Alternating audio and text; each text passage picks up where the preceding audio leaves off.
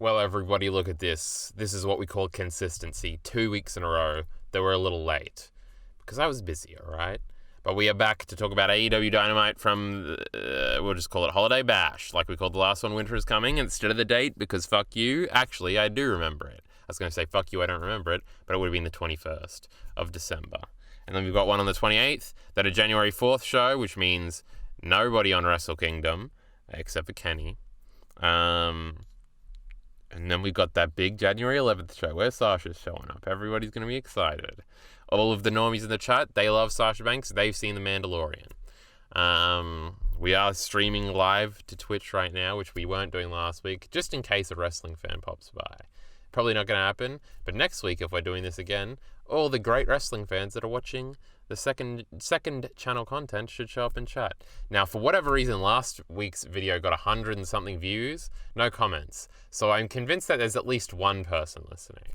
Now, it could be somebody just clicked on it for 1 second, then clicked off.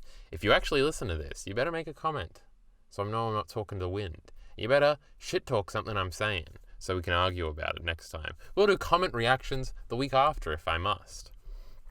But nonetheless, I want this to be a little shorter. Last time we had to do introductions for everything, introductions to my points for everything, which we don't have to do any this time, so it should be quicker. Also, I have very detailed notes, and I don't have to have an article up to read from and get distracted from. This week's show opened with Mr. Starks coming to the ring. Now, this is interesting because this is actually something I complained about last time, where I was like, what's going to happen with Ricky? Is he's not going to be on the show next week because he's going to be hurt from his match? And we were talking about momentum last week. That was AEW's biggest issue, was momentum and them not capitalizing on it. They did very well with Ricky Starks this week. What I thought was gonna happen is he wasn't gonna be on the show this week because they've done that before, where you have a championship match the week before and they think, oh, he was relevant for a little while, let's focus on somebody else. And then they sort of peter out. And my prediction was the next thing is he's going to feud with Ethan Page or somebody lower on the card, and he's going to have a mid-card feud. And the mindset from the booking committee, which is Tony Khan, I was listening to that Jim Cornette shoot that they put up about 1989 WCW. So booking committee is in my brain. I heard that word be said a million fucking times in that interview. The booking committee, which is Tony Khan, the idea is, well, he needs to beat somebody because he just lost, so we're going to put him with a lesser talent that he can easily beat, like Ethan Page or any other middling mid-card heel somewhere. Hobbs probably would have been a good option, but we just did that. Instead, I said that what they should do last week was go straight into the Jericho feud, because Jericho's not doing anything, but I thought he was going to get sidetracked with Action Andretti. Turns out we're kind of doing both at the same time, but we just fireballed Action Andretti. Spoiler alert, we're skipping ahead a little bit. So we can probably focus on Ricky Starks right now, which is kind of probably screwing up the momentum for Mr. Action Andretti, because he's probably not going to be on TV for a few weeks, but that might be okay with him. He's not at the boiling point here where he's risking becoming a big star like Ricky is. So this I was very happy with. When they started the show with him, I was like, well, this takes balls. This is very interesting. And then Jericho came out to interrupt. And it is cool. New feuds like this, when sort of two top guys are sort of, that's what we're counting Ricky now, after this segment at least. When new feuds start, like maybe after SummerSlams or WrestleManias previously or whatever, and it's like the dude is in the ring and he's talking shit and he says that if anybody wants to question me or whatever, they can come out to the ring, and it's always a new dude and a new feud, and it's cute. Jericho's previous feuds, very documented. The Eddie one, what was the one right before this? I don't even remember. He was doing Moxley and I guess Claudio and the BCC stuff. Notoriously, Jericho's feuds go on for way too long. So let's hope this is maybe the next pay-per-view and that's it, because we're going to have the match before then, I assume. And then I guess Ricky wins. But there's also another problem with AEW is they sort of don't have, and we talked about this a lot last week, where they don't have end goals for characters. Like, what's Ricky do? Challenge again? Like, he's not going to win the title for, like, the next few years. Like, it's got to be penciled in that Eddie has to beat MJF, and Ricky can't beat Eddie because it's two baby faces, and Kenny's got to get the belt back at some point. So, and the TNT title is kind of shit, and a terrible mid-card belt. So it's not like, oh, give Ricky that belt. I guess maybe he could fix it, throw him at Wardlow, I guess, because he's probably going to beat Joe next week back for the belt. But this is later down the line. So yeah, there's a problem of like he beats Jericho and then what? And then like he's beaten all the heels that he can't beat, that he can beat, that are ahead of him. Like who else is even a heel on this roster? What does he do? A pack feud? I don't know. We sort of are definitely lacking for top heels. Bryan is still coming out of the heel entrance, but nothing with Bryan in it excites me at all. I don't know, maybe if Moxley and the gang actually turn heel, which he's sort of been teasing. Moxley's more of a tweener, though. Oh, we'll figure it out. At least they're doing something with Ricky now. I actually wanted to look up the demos, because I've actually never looked at that, and I was like, man, I'm curious. So if we search AEW Dynamite, Winter is Coming demo breakdown. I've got a cage site seats thingy. AEW Dynamite features a main event. The demo rating dropped. Oh, this is for this week's, though. I was kind of curious last week. I know we did a good rating this week. Who the fuck is we? They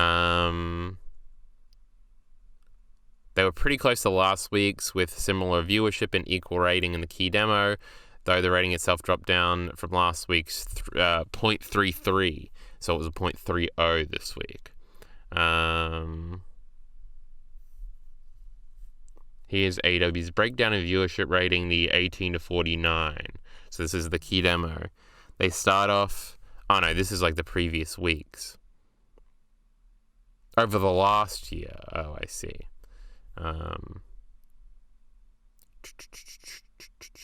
Videos, the live blog. I wanted to see the breakdown, but I'm not finding it here. This is not going to be very fun. What if I just click on images? It's not very fun to listen to, is what I was going to say. No. I see it posted on Twitter sometimes, but I never actually stopped to look at it. Anyway, I would be curious to see who is popping the demos and who isn't. Like, was Ricky big last week? We could continue making him a big ratings draw if he like continues being featured in big segments. And that was another interesting thing about the show, is them it sort of seemed like a correction. Like they listened to the wise man speaking to you now and sort of did everything I wanted them to do last week, this week. Well, not that I wanted them to do, that I wanted them to continue to do. And perpetuate moving forward. They did great Ricky follow-up here. They sort of committed to having the women's main event. It was very good. The crowd last night, or whenever the fucking show was on, was very, very good. They were very hot for the whole thing, which was very interesting. But I haven't said everything about the Ricky Jericho stuff yet. Ricky slipped a bit in the promo. He still had the people very easily. It is really good that he opened the show. I keep thinking about that. Like, the first thing you hear on the show, and it's usually a match on AEW, which, who gives a fuck about matches? So it's kind of cool that, like, for a promo segment opening show to have Ricky come out. That's probably never happened before for Ricky. I can't think of a time where it would have happened. And for the people it's actually happened for, that list is probably very small. Like Moxley, I know, has done it. Jericho has done it. I really can't think of anybody off the top of my head that's also done it. But yes. The promo wasn't as good as the one 2 weeks before this. He did slip, and the verbiage was a little off. But that was... this is something I also said last week, where we've just got to, like, hard push through this, and Ricky will slowly get more comfortable doing it. Was never any really bad mishaps or anything like that. Some of the timing is still off sometimes. Even Jericho misspoke at one point, but he recovers very quickly. What did Jericho stuff up? He said, we've spoken it over, I think, is what he said. I'm sort of hyper-focused in promos and catching little slip-ups like that. But yeah, we should have more of this, more Dynamites opening with promo segments. Fuck matches. Nobody cares about that bullshit. Yeah, and keep having Ricky go at it. Obviously, the tirade in this, like, he had the one air fryer line about Jericho that was kind of cool, I guess. Crowd definitely laughed. J.A. assholes, what do you call them, jassholes or whatever. That one wasn't as good, but then the crowd started chanting it, so what the fuck are you going to do about that? Nonetheless, a good follow-up. What happened? Hager beat him up afterwards, and then Action Andretti came out to save him. The Action Andretti thing was interesting, because he certainly wasn't as over this week, and I think that'll be the problem moving forward, to where sort of the whole point was that he was the jobber who got the win. I guess we may as well talk about the promo now. He makes a save. The pop is alright. His offense still isn't the best. It's still a little awkward. Like, the split-legged moonsault didn't have, like, good impact. He has a very small body. Very much a work in progress here with Mr. Action Andretti. But you can really tell... I don't know if they just didn't have the crowd, like, the crowd's mic turned on, but they weren't reacting to anything he said in the promo. The promo was decently long, and it wasn't bad by any means, but it sort of was a little generic, which is kind of, I think, the point. But even beyond that, it was a little redundant, maybe. It went on for a little while too long. It's just like, I'm so happy to be here now. Now, obviously, that's what he should say the first week, but that'll get him booed real quick if he's just happy to be here and very excited that he got the win. And I don't know, you got to have some sort of a follow-up. The problem is a rematch with Jericho will never be as hot as the original one. The crowd won't be. Like, he probably shouldn't win again. The second match will probably be Jericho just beating him up, and then he'll beat him really quick, and then they'll do the take a Jeff Hardy spot where he, like, beats him up over and over again after he stands back up. That could be something you could do. But obviously, at the end of this, we get our 2.0 show up. Danny Magic should still be on TV more. Have him open shows doing promos, and he'll get over. But then... there was a fireball. We're bringing this gimmick back. It was pretty good. They were saying he was on fire, Lamau, and then he got fireballed, so that's cool. Sort of stalls the feud out, which makes me think this might be the Jericho match on the pay-per-view. A pay-per-view crowd would be far more receptive to the idea I just had about the Taker thing, where he, like, stands up and Jericho goes to walk away and then they run back in and beat him up again and then he walks away and he stands back up. I could see a pay-per-view crowd, especially because they'll probably be the hottest crowd or one of the hottest crowds of the year. I don't even know. The next one's in... Is the next one the Cow Palace show? What is it? Revolution? I don't remember where it is. Let's just fucking Google it. Revolution 2023. What is this card looking like, predictively? It doesn't say on the little Wikipedia. It is, the Chase Center. I think they're doing a Dynamite from the Cow Palace. But, how much does this hold? Is this like a 12,000 seater? Basketball capacity, that's usually comparable to wrestling, is 18,000. So we're going a big building here. It's not the one we're at on the 11th, right? Maybe it is. Nonetheless, back to not Googling things.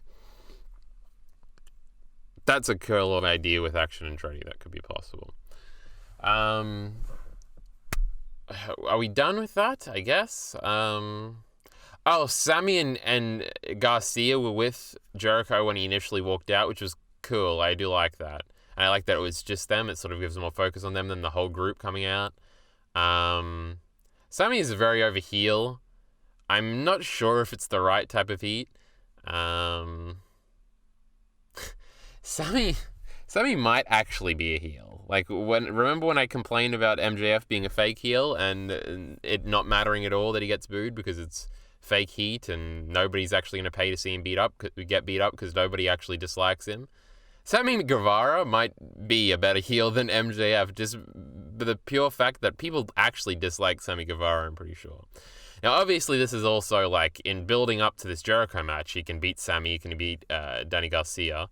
Those are two kind of interesting matches with Ricky. And they should be good. And easy wins for him, so. Sammy's been losing a lot, though, but maybe that's it. Oh, I might not remember to bring this up later, but Eddie is apparently going to be on TV this week on Rampage. So hopefully he's doing fucking something on this program because, my God, we need some Eddie Kingston on this television program.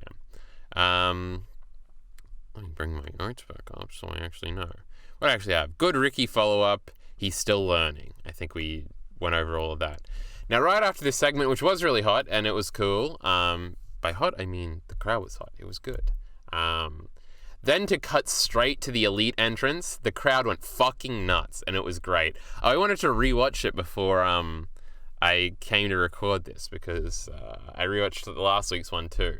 They were singing all of the words, all of the initial words this time. They didn't let the song play for the second bit, which is the part everybody usually sings the loudest. Singing wrestling songs when wrestlers come out is the greatest thing that wrestling has ever produced, and we should do more of it. People do the Ricky taunt as his music plays too. Obviously they also sung for Jericho. We did have to kind of awkwardly wait around for Judas to finish though, because Jericho wasn't coming to the ring because they had to set up the Hager thing from the back. But yes, the Elite come out. The silhouette thing is so cool. The bang, and then the lights come on, and it's all cool. But this is actually a Jim Cornette talking point. I used to listen to a lot of Jim Cornette, and obviously I was saying I was listening to the U-Shoot. I don't usually listen to much of his stuff now, even though he goes over Dynamite every week, which should be vaguely interesting enough. But I remember him saying this about Cody one time. Because I think the clip was him talking about Cody's WrestleMania debut. So of course I'm going to click on it.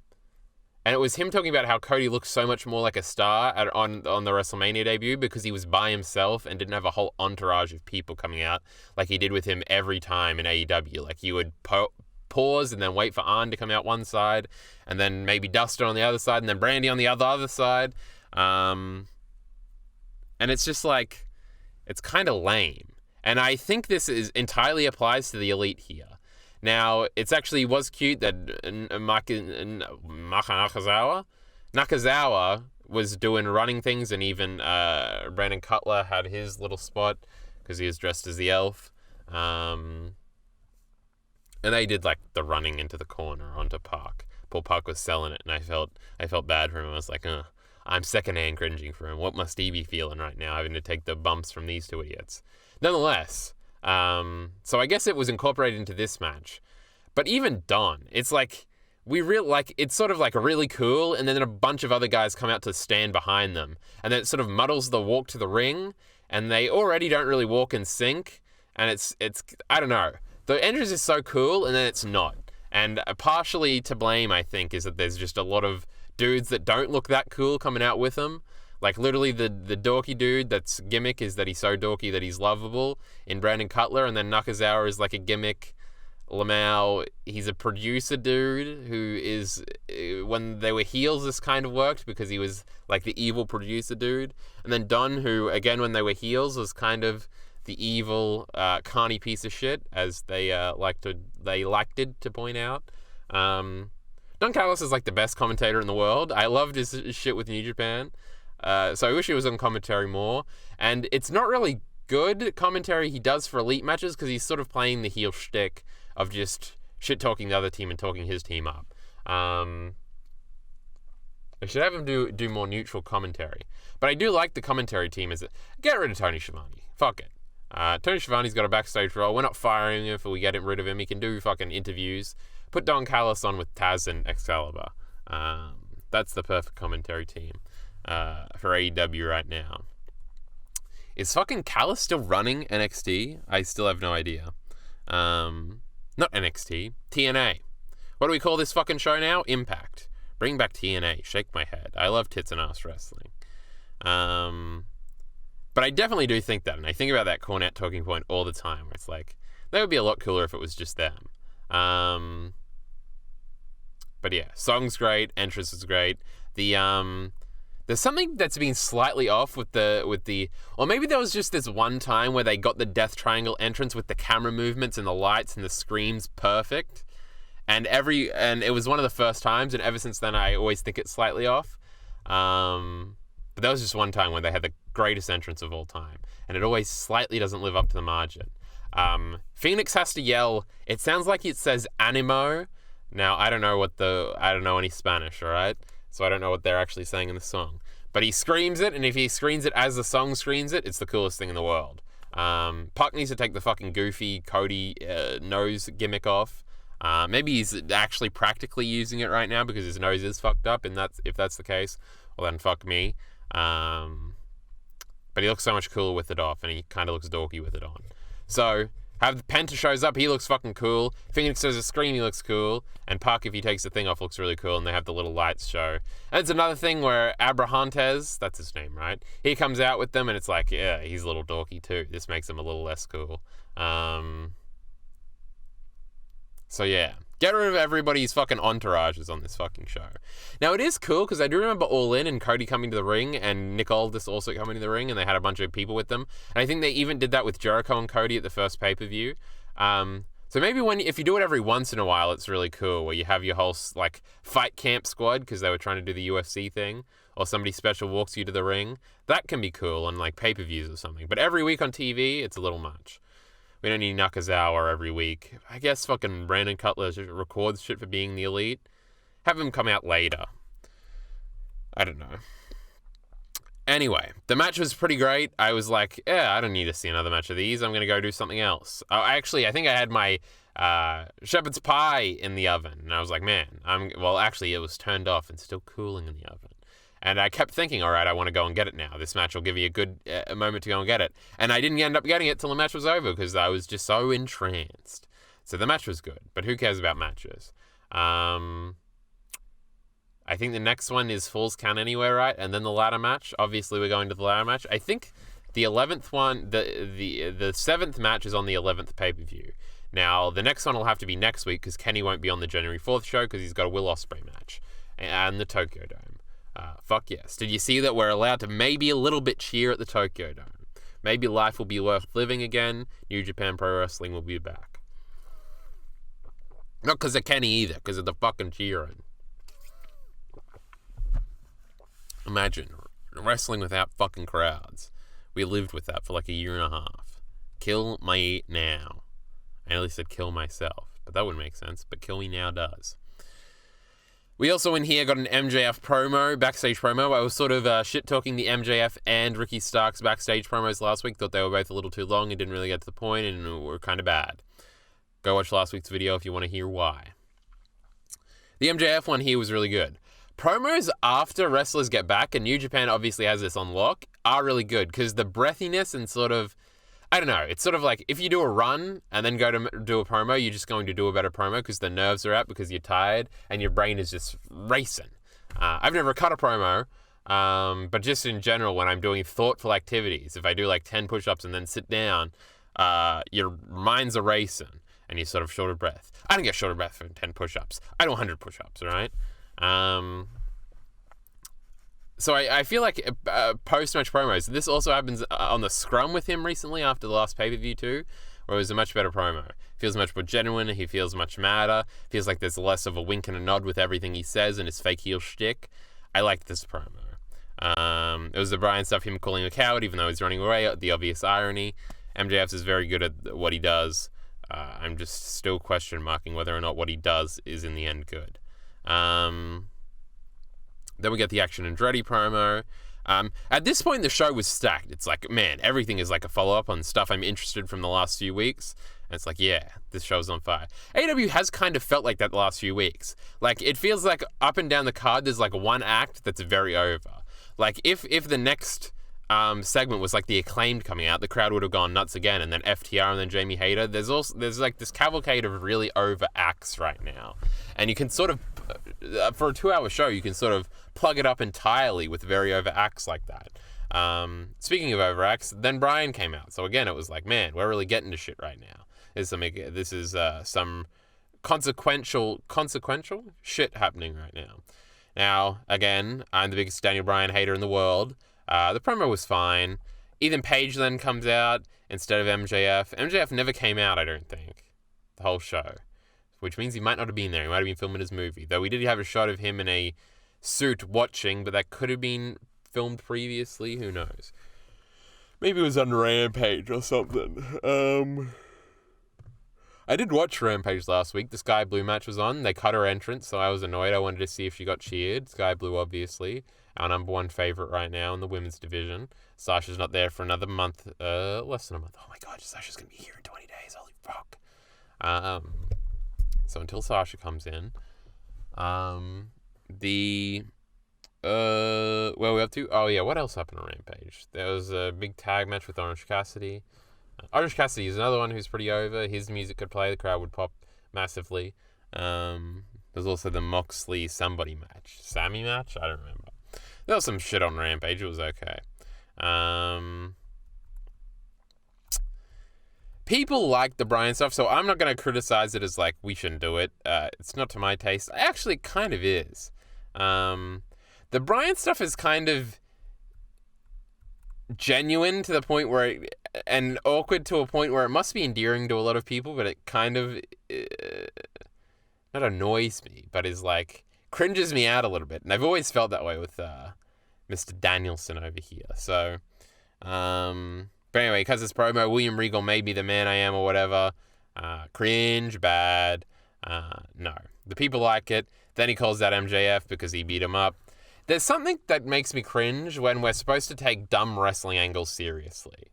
It's like, William Regal didn't actually get hit. We all understand this. Then we did the whole fake stretcher thing, the fake blood thing, and then we put him in an ambulance.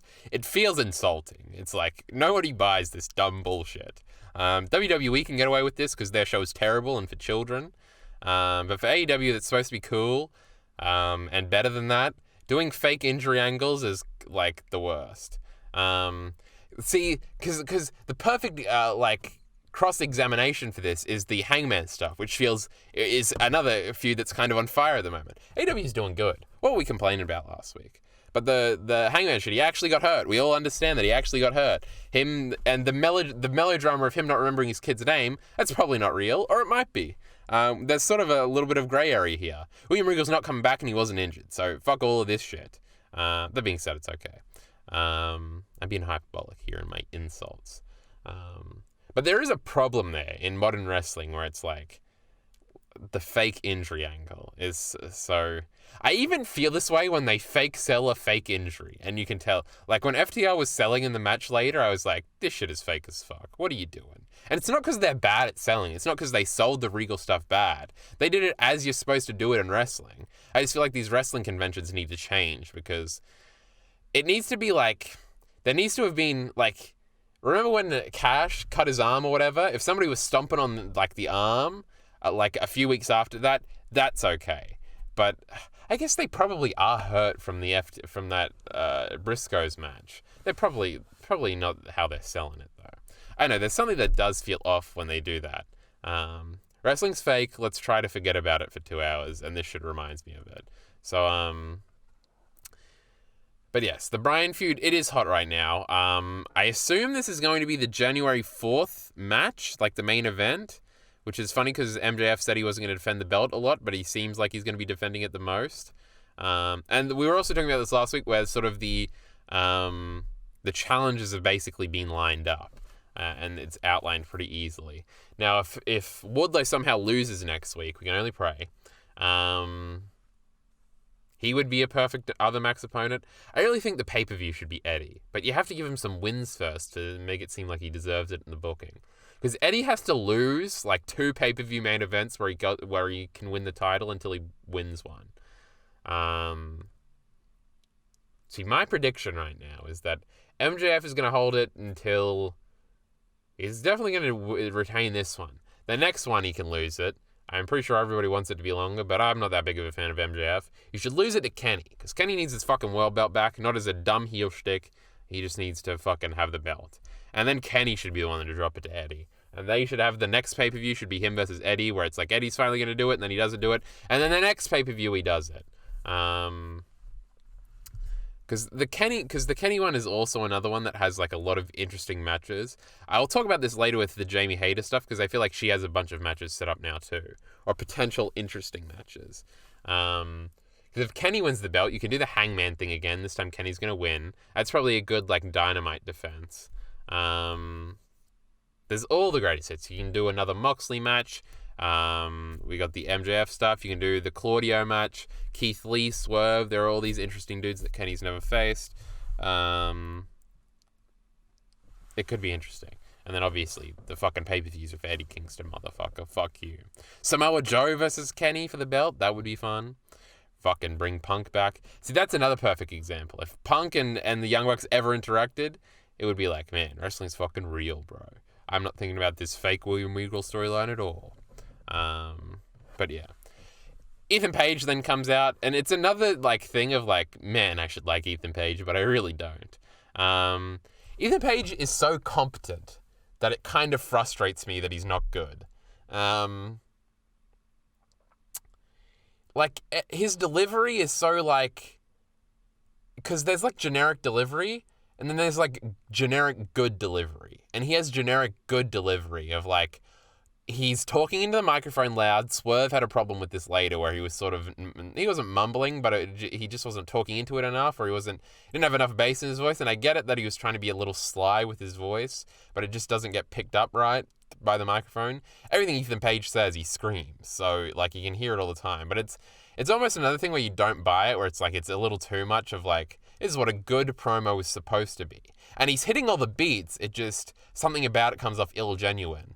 I think he's just a babyface, but that's so much harder to get over as a babyface. And like, he got booed here, but again, it's sort of the wrong booing. It's just sort of, we're annoyed that Ethan Page is here and MJF isn't. Now, like, and then this leads to an MJF Daniel Bryan match, and it's like, I really don't like, that's gonna be a match I do go and get the fucking shepherd's pie out of the oven for.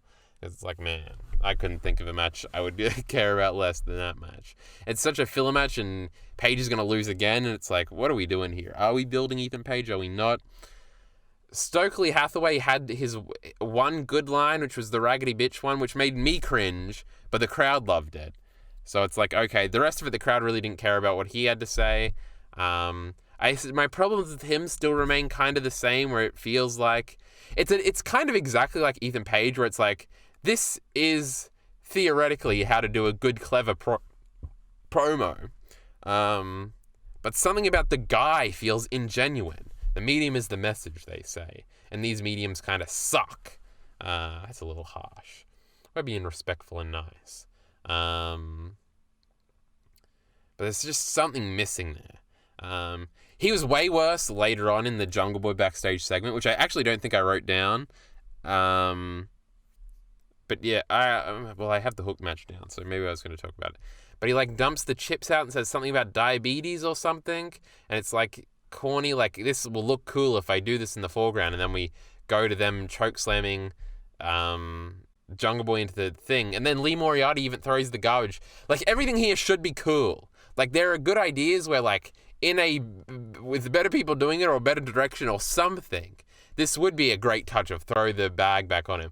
I think it's just because they're unlikable heels that nobody cares about, who we're supposed to know who they are. Ethan Page, Lee Moriarty, Big Bill, and I like Big Bill. I like Big Cass. I always like Big Cass. I mean, it could be a single star. Everyone was complaining that Bryan's first feud after he came back at Mania that year was against Big Cass, and I was like, Big Cass is awesome. Let's go. Better than fucking Bryan. I kid. I'm not kidding at all. I do believe that. But that's because Bryan is not my type, sis. Not my type. But, yeah. It feels like, who are these guys? Why are they on TV every week? I feel like, I don't know, we need to do an establishing bit where they have a good match or something. I don't know. Lee Moriarty's had good matches before.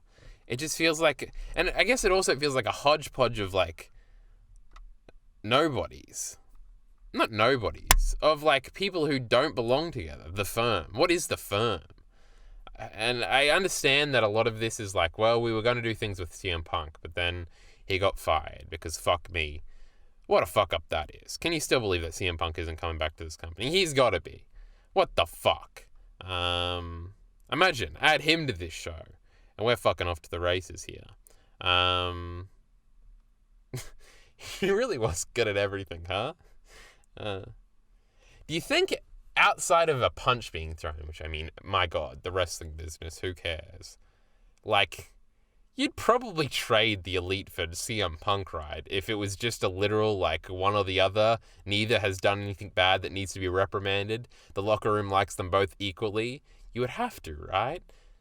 Like, can you go back to New Japan or something? You'd do better there. I think Young Bucks can do whatever. Man, we need CM Punk back.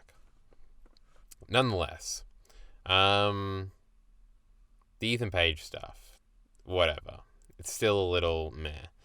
And the Stokely thing is still like, he's like fishing for one of the wacky, self-aware things he says to become a meme.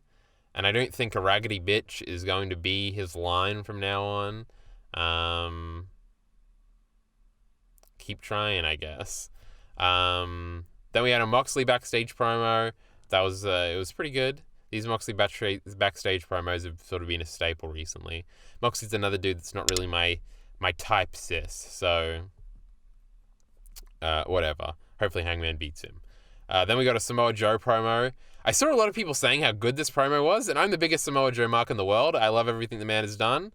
This promo was like really awkward, right? Like he just repeated like a line at the end, where it was like, it felt like they started recording and then it should have been a take one, but they just kept the whole thing because they were late on time. Or like me, they just couldn't be bothered to go back and re-record that part of the script for their fucking YouTube video, which is AEW Dynamite. But yeah, he's the king of TV. I like it. Most of it was okay. He just kind of weirdly repeated himself at the end, like, and it wasn't just like the last line, like he was doing it for dramatic effect. It was like he restarted like the last paragraph and then just changed like one word, and it was like, what? There was something awkward about this promo. We love Samoa Joe though. The hook match was okay. We're still doing the same hook stuff. He's still very over. The entrance is cool. The look is cool. But then there's sort of an awkward Moxley cutoff. I think this is after we get the Jungle Boy thing we already talked about. I don't know what the payoff is. I guess Jungle Boy and Hook teaming up, but that's probably pre-pay-per-view because I guess we're praying that Christian will be back by February. I don't know. They're going to have a promo or something talking about the moisture levels going up in the building whenever these two are around or something. Play into it a little bit rather than just having them get beat up by the Firm. But again, the feud is the Firm, so it's like, does anybody care? Maybe we'll be made to care. Then we had Moxley versus Darius Martin. The match was whatever. I kind of like, because it was kind of a nothing match, but I kind of like having a nothing match on Dynamite every week. Like last week it was like, I guess last week it was the Ruby Soho match, even though that was a payoff to a feud. We didn't get any follow-up to that, though, this week. There was no Anna Jay Ruby Soho stuff, so they've sort of spoiled the Ruby Soho return momentum. Nonetheless. But there was just like a three-way tag women's match. And then I think the week before that, there was just a Willow Nightingale match. Like, having people that should be on, just having a match, I kind of like. Now, Moxley, obviously, this is playing into some other things. Did he cut a promo after this? Are you talking to Hangman? He was also working a little heel in this match. But yeah, whatever. It was cool. I kind of like a dead boring match in my AEW Dynamite, I guess. Get some more people on the show. Or gets different people on the show or something. Then we had this Hobbs promo, which was great. I've seen some of these Book of Hobbs things. This was easily the best one. I assume it's a shoot that he has been stabbed and shot before. Like, now he's like the coolest dude in the world. And I already really liked Powerhouse Hobbs. But that while he's doing weights and saying he's gonna, like, monsters created me and now I'm the monster and I'm gonna hurt people. It's just like, great. Put the fucking belt on this prick. Can you believe we're pushing Wardlow over this dude? Wardlow's like my AEW holy trinity right now. Like, I guess it's like it's a gauntlet. There's 5 of them: Ethan Page, Stokely Hathaway, Brian Daniel Bryan, whatever the fuck his name is, John Moxley, and Wardlow. That's the gauntlet of dudes in AEW I don't like. Fucking Powerhouse Hobbs is on the other gauntlet though. The actual gauntlet. He's fucking great. But again, I don't see where we go with this besides him killing a jobber on TV and then getting into a feud. Oh, earlier when Ricky was getting beaten up, I was like, what if Hobbs came out right now? It'd be a big pop and he fought off all the Jericho Appreciation Society dudes. They reunite. They've only been broken up for like 2 months. And then I was even justifying in my head, it was like, Hobbs turned on Ricky because he said he accepted losing. And now he's a winner or something, so Hobbs wanted to come back. Like, you could storyline explain it. That's what they should have done, but they're not going to do it. Like, what do we do? Does he get the TNT title? Does he beat Wardlow? I don't know. I'd like it if he beats Wardlow. Takes his entire fucking spot of being the big ass kicker that's actually not that tall on the roster, who's not as tall as Max Caster. Remember that? I feel like that killed Wardlow for me. It was when he was supposed to be doing a tune-up match, a job match with Max Caster, and he's supposed to be the big Goldberg dude, and Max Caster's like way taller than him, and it's like, well, this dude's the comedy dude in a tag team, and he's towering over him, and this is supposed to be our big buff bloke? I don't know. At least Hobbs looks mean. Wardlow just looks pretty. We need to stop shitting on Wardlow. I don't even think he was on this show. Maybe he had a promo too. I didn't write it down though. That's probably bad. Then we had Gun Club versus FTR. Again, I was shit talking the firm just now, but I still do like the Ass Boys. I like them a lot.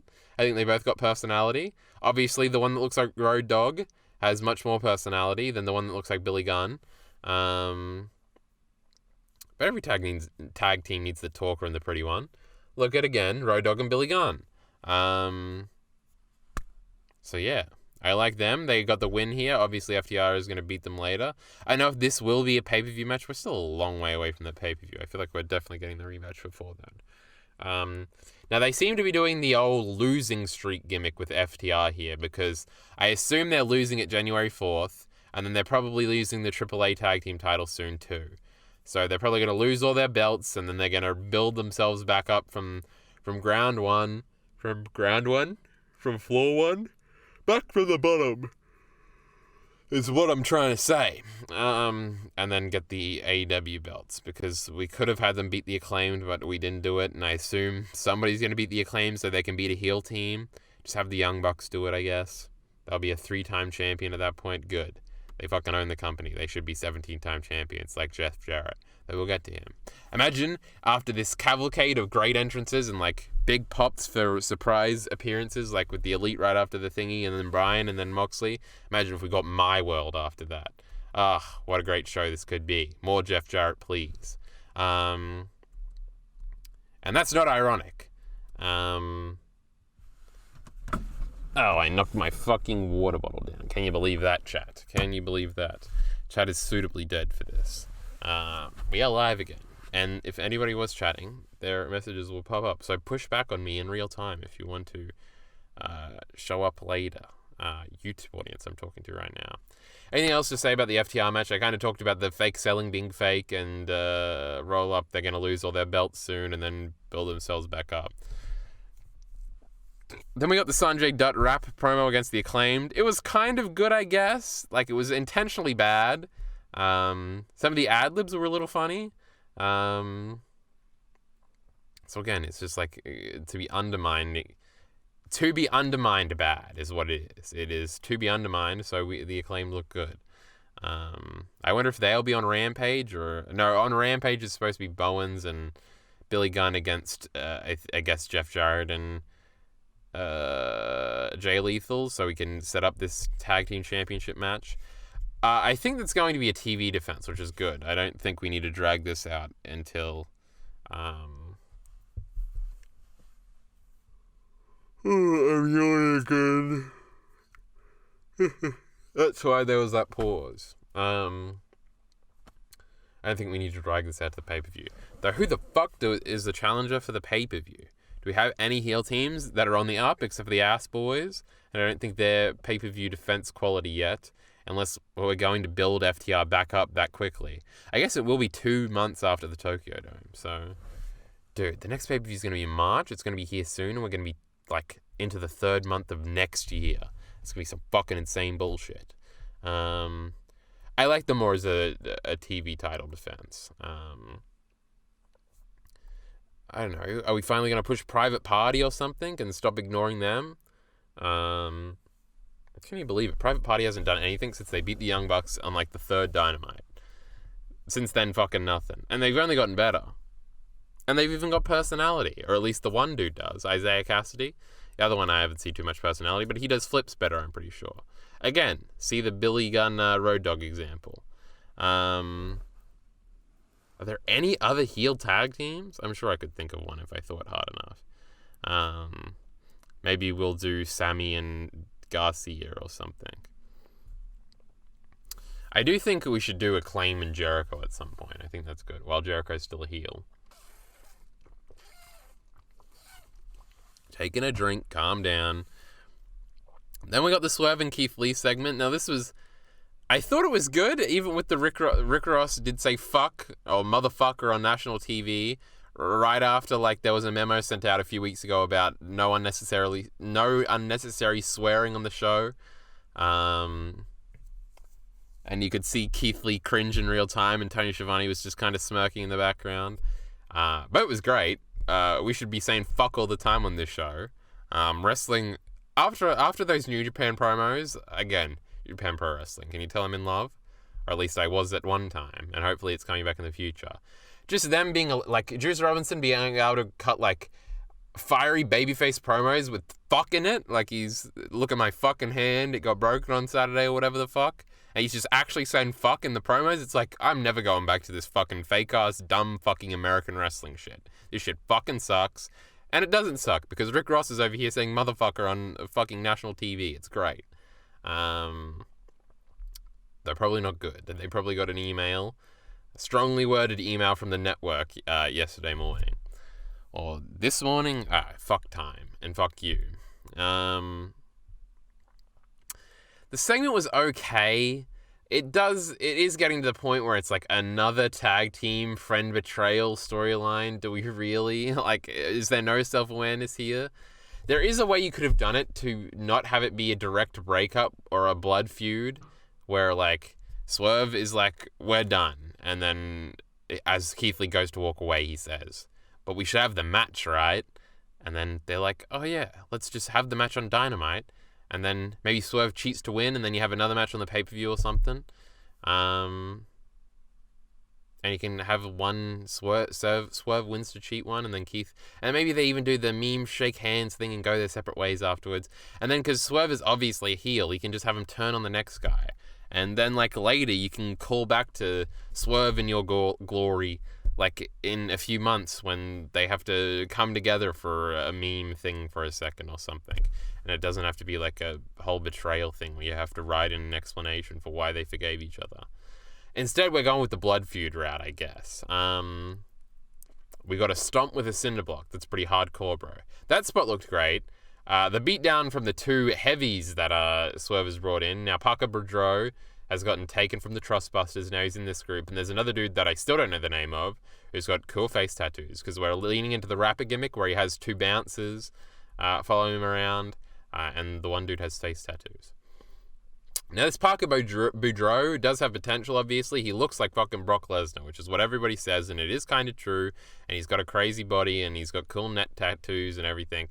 Obviously, if he ever gets good, he will be great at this. The problem now is he kind of sucks. His offense wasn't good on Keith Lee. It looked really bad, and then he just got beaten up anyway. And the other dude, the initial jump was kind of good, and then he did some fake stomps, and it looked bad. And all this set up to Swerve actually doing a good stomp. I would be lying if I wasn't like internally cringing. I'm not cringing, groaning. Cringing and groaning are two different things. Groaning at the fact that this is another mid-card heel stable. And it's like, well, a lot of the storylines are going to be group beatdowns on one dude, and then he's going to overfight the odds like we saw 3 times on this fucking show. Actually, I think we only saw it with Jungle Boy. No, we saw it at the beginning with the JAS. At least that's a main card. Not a main card. Not main roster. A main event heel group. Maybe these two aren't going to wrestle and they're just going to, like, be heaters on the outside or something. Maybe. It is something better for Parker Boudreaux to be doing than being, like, the Trustbuster heavy. Obviously, he could be something big in the future. So good on that, I guess. But yes, another, like, breakup storyline and another fucking heel group. Rick Ross seemingly turned heel too. Which is funny. He's obviously not going to be on TV every week because they can't afford that. But having Rick Ross on the show is cool. Just like having West Side Gun on the show is cool. Like, these are not nobody rappers. These are sort of like the cool... I don't know if... Rick Ross is definitely not an underground rapper. But sort of the cool... It's not like fucking Drake or some shit. Westside Gunn is probably considered an underground rapper, right? But again, two cool dudes to have on the show, and it makes the show look cool. I think that's all I have to say about the Swerve and Keith Lee segment. Swerve should speak into the microphone more clearly. Guess that we just got the main event, which is Jamie and Shida. Now, the match was pretty good towards the end.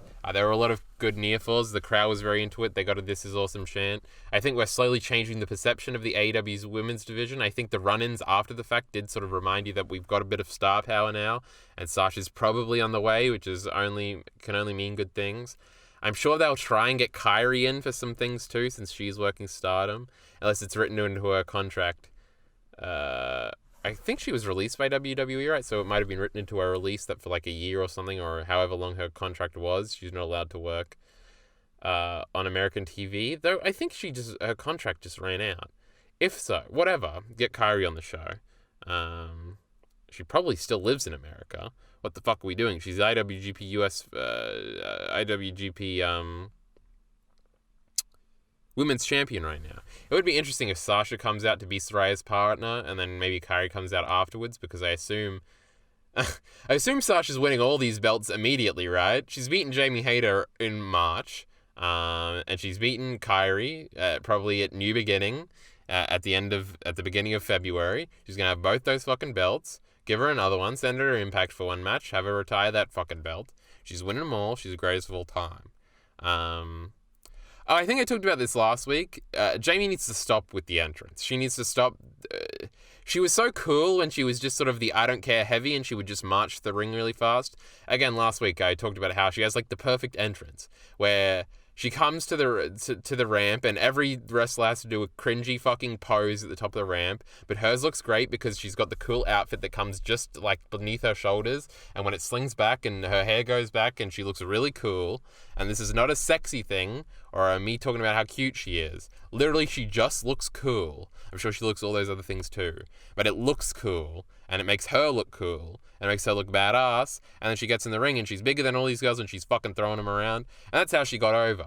Her coming to the ring and like pointing to her ear every time and sort of acting over the top, and sort of with her two friends with her. Another one that's entourage needs to go. We've established that Britt is supposed to be okay with Jamie being champion, but obviously we're going to turn at some point, and she's going to say, I hated it being at ringside for you, fuck you. From now on, for her matches, she has to come out alone. Now, another weird thing they're doing is that they're not letting her win clean. Her Toni Storm match was like hilariously overbooked at the end. Everybody interfered. I think there was a title shot from Britt and everything. So apparently Jamie Hayter gets over as being the big badass bitch, and she can't beat Toni Storm or Hikaru Shida, who are both way smaller than her clean. It's a little mucky. But there's a little too much on the entrance. Just like, you're the champion now. You don't have to do anything. Pretend that there's nobody in the arena. Like, you're cooler than them. That's why you're over. Don't do this fucking screaming into the camera thing and the pointing to your ear. It feels like you're begging for a reaction when you do that. And it's like, the reaction's already there. Like, you don't have to do that. And she wasn't doing it when she was getting no reaction. She was doing the cool girl walk that she should be doing now. We gotta flip those things. And at the end of the match, and this happens sometimes where it's like planned finishes get in the way, and I remember this happening in NXT a lot, and I remember this happening in NXT UK a lot with Walter matches. Where like there would be a giant kick out spot, and this is in All Japan, an old All Japan spot, I'm pretty sure, where like I think it was after the first Rainmaker clothesline in this match that Jamie did, the ripcord or whatever they call it, and like everybody thought it was over because that's her normal finish, and right before it there had been a big kick out from Shida, so it's like, oh, she's finally done, and then Shida kicked out again, but and the crowd went nuts, and what should have happened is she should have ducked the next one, hit her finish, and then did another near fall, and then we go back to the normal finish. An audible had to be called there. Now, obviously, they were very struck for time at the end. They sort of had to rush through things. So we would have had to have taken 2 minutes out from earlier to make this happen. And they probably would have gotten in trouble if they did it. But they really should have done more after the first one. Because what happened is she just got right back up and clotheslined her again and then pinned her. And in like those old All Japan matches, and it kind of worked sometimes in the Walter matches, the deflation at the end was kind of the point. But I feel like the modern contemporary thing, like a wrestling thing to do, is to have like 2 more minutes after that. I feel like that's how an Okada main event would happen. And I feel like that just is a better alternative to the All Japan sort of like, they kicked out but then collapse. It was good nonetheless anyway. And again, I think this, especially being the main event, and being perceived as good as it was, I liked the match. I don't think it's as good as a lot of people are saying. I feel like the end really got me, but everything up to that I was kind of like checked out and didn't really care that much. But I will say there were no shitty botches in this match. Everything felt and looked pretty good, and there were a lot of big bumps. It was very good. It was a lot better than most of the time. I don't think it was like a tremendous match or something. But I think the perception that it will help change the perception of the AEW's women's roster, which did help after the fact because Britt is already out there and she's obviously the biggest star in the company on the women's side, which also does sort of undercut Jamie a little bit when she goes out there with her. Now, it's not like the people are chanting DMD or something while everything is going on. But yeah. I don't know. It still lessens her a lit to have Britt out there, I think. But then we get 2 run-ins from Toni Storm and Saraya. And again, these like 2 very possible Jamie opponents. I don't think you want to have a Jamie style match with Paige as she's just nursing her fucking neck. But obviously the Toni main event, the Toni rematch is probably the next one. It's probably another TV one. Because Sasha is the fucking title defense. Oh, it's going to be so perfect. Sasha's going to come in. She's going to get the big pop. She's going to pretend to be a babyface for a few weeks. So we probably don't want to have her beat Britt. So we probably get her away from Britt. She'll have a TV match with Sky Blue or something. And then she immediately and unjustly challenges Jamie. And then she beats her. And then that's when the heel turn happens. You don't even have to have the turn. You just have her beat her and the crowd will naturally resent her for coming in and winning everything immediately. It's going to be so great. Then she's going to be top heel. And then we can throw Toni Storm, Thunder Rosa. You can throw Britt as the AEW defender at her for the pay-per-view after that. Saraya rematch because she broke her fucking neck and made her retire. So many Sasha feuds. Let's go.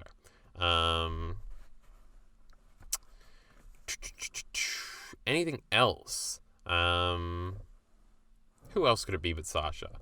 I feel like they should have announced already that it was going to be Toni if it was going to be Toni. It has to be. Especially since it's after the January 4th thing and she wants that to be the surprise entrance, even though we all already know about it. It's going to be fun. Nonetheless, that was Dynamite. It was pretty good. We're building some things. I like how we're building things. There's not anything where I'm like, man, let's hurry up and get this over and done with. I guess the Wardlow stuff is kind of like that. But MJF is already the champion, so it's not... I did have that feeling a little bit going into the last pay-per-view. I was like, can we just get this over and done with? Nonetheless, good show. I like it. Do I like it better than last week? Probably, I guess. The opening stretch of the show was fucking great. So I guess that's it. We'll see if I want to come back next week. I was thinking about not doing it this week. It's not going to be every week, or at some point I'm going to get bored and have not much to say at all. This week we had a fair bit to say. I don't know how long we've been recording. It might have been an hour now. Yeah, I think it might just be an hour. So, or a little bit under. So we talked a decent amount. Anyway, we might be back next week. Good show, Lamau. Let's get out of here. Support links in the description below. Thanks.